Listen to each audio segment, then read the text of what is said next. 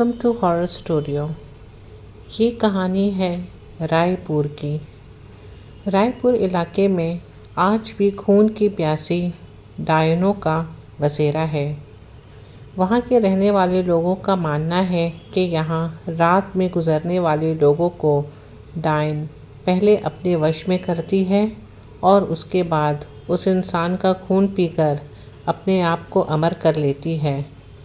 ये माना जाता है कि इस इलाके में डायन ही रहती हैं और उन्हीं का ही राज है। यहाँ पर इंसानों का कदम रखना खतरे से खाली नहीं है और अगर आप वहाँ पर गए तो किसी तरह की गलती आपके लिए काफ़ी नुकसानदायक साबित हो सकती है। अगर आपको ये यकीन ना हो रहा हो तो आप यहाँ पर किसी भी पेड़ में एक कील गाड़कर खुद ही देख लीजिए, लेकिन आप लोगों को मौत से सामना ज़रूर हो जाएगा। आप लोगों को भले ही ये अंधविश्वास और बेकार की बातें लग रही होंगी, लेकिन इस भूतिया गांव का यही दस्तूर है। इस भूतिया गांव को मनहूस और श्रापित माना जाता है। यहाँ पर एक दो नहीं बल्कि सारे इलाके में डायनों का बसेरा जमा हुआ है। इस गांव में अब डायन पूरा राज करती है। यहाँ पर ऐसा माना जाता है कि पहले यहाँ एक डायन रहा करती थी, लेकिन डायन ने गांव की कुछ लड़कियों की आत्मा को अपने वश में करके उन्हें अपने साथ ले गई। आज वही लड़कियाँ इन डायनों के साथ मिलकर खुद को अमर रखने की कोशिश करती हैं। जहाँ वास्तविकता में यहाँ के पुरुषों को रात में निकलने पे पाबंदी है। कब किसे कौन सी जगह पर डायन उन्हें अपने वश में कर ले कोई नहीं जानता। अभी तक यहाँ पर कुल 42 ऐसे मामले आ चुके हैं, लेकिन उनका अभी तक कोई अता पता नहीं चला है। यही माना जाता है कि डायन उन पुरुषों को अभी तक मार चुकी होगी। रायपुर में पेड़ों को काटने पर भी पाबंदी लगाई गई है। कहा जाता है कि यहाँ पेड़ों पर ही डायनों का बसेरा होता है। एक बार एक पेड़ काटने पर गांव के एक मनुष्य की मौत हो गई थी। तब से ही माना जाता है कि डायन का पेड़ काटने पर ही उसकी मौत हुई थी।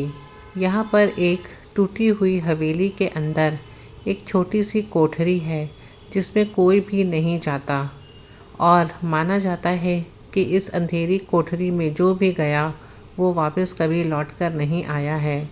यहाँ तक कि गांव के मुखिया और पुलिस वाले लोगों ने भी इस कोठरी को सील कर दिया है और सभी का इस कोठरी में जाना बिल्कुल ही मना है। यहाँ तक कि उसके आसपास भी कोई नहीं भटकता है। डायनों को अपने वश में करने के लिए यहाँ पर कई तांत्रिकों ने भी अपनी पूरी शक्ति लगा दी, लेकिन इस बीच 5 से 6 तांत्रिकों का भी मौत हो गई, जिसके बाद तांत्रिक भी यहाँ की डायनों को अपने वश में करने से घबराने लगे। कहा जाता है कि गांव में हर अमावस्या और पूर्णिमा की रात को कोई बाहर नहीं निकलता। हालांकि ये काफ़ी पुरानी बात है। अब लोग अपने घरों को अच्छे से बंद करके घर में ही रहते हैं। गांव के कुछ लोगों ने ये अनुभव किया है कि अक्सर रात में चलते वक्त उन्हें अजीब गरीब आवाज़ सुनाई देती है, लेकिन पीछे मुड़कर जब देखते हैं तो कोई नहीं होता। रंजीत नाम के एक व्यक्ति ने तो अपनी बाइक पर एक डायन को लिफ्ट तक दे दी थी। काफ़ी लंबा रास्ता तय करने के बाद उसे एहसास हुआ कि उसके पीछे कोई बैठा हुआ है, पर उसने जब पीछे मुड़कर देखा तो कोई नहीं था। रायपुर के लोगों का कहना है कि यहाँ पे कई साल पहले एक खूबसूरत महिला के साथ कुछ ऐसी घटना घटी थी कि जिसके वजह से यहाँ पर ऐसी अनहोनी होती है।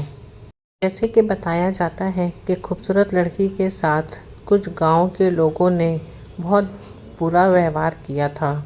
वो गांव वालों लोगों ने उसे उठा कर के ले गए और उस लड़की के साथ बलात्कार किया, उसे बंदी बनाकर रख लिया और बाद में उस लड़की की बेरहमी से हत्या कर दी। शायद इसी के बाद वही डायन बनकर यहाँ अपना बदला लेने के लिए आती है और इस गांव के सारे पुरुषों को अपने हवस का शिकार बनाकर उन्हें एक एक कर कर मार डालती है।